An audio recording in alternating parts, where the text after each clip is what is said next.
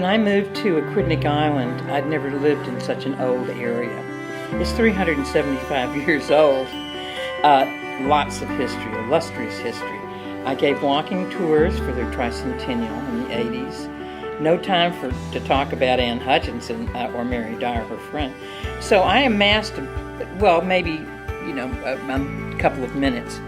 But I did amass a lot of material on her. Then I went out and looked for a plaque or something at Common Fence Point where they landed and, they settled. And I found nothing.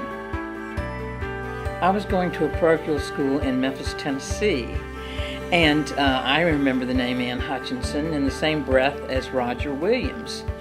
And I'll have to admit, it was, what was it about? Probably the word tolerance, but I knew her name.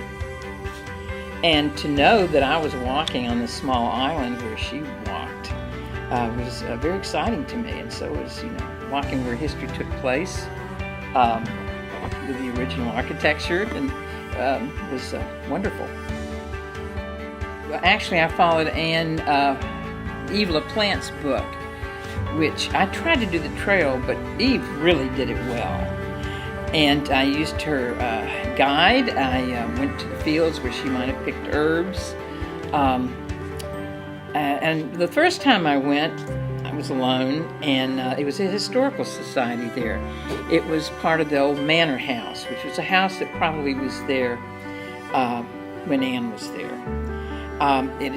It had things on easels and behind glass, and that's where I saw Governor Dukakis's proclamation of Anne Hutchinson Day. They were quite proud of the American connection. So I saw this and I thought, well, there's nothing here from Rhode Island. And she had some history in Rhode Island.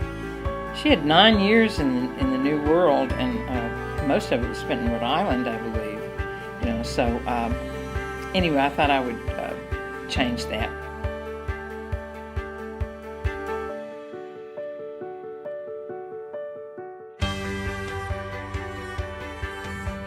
I stand strong with Anne because we women, girls, really need some better role models.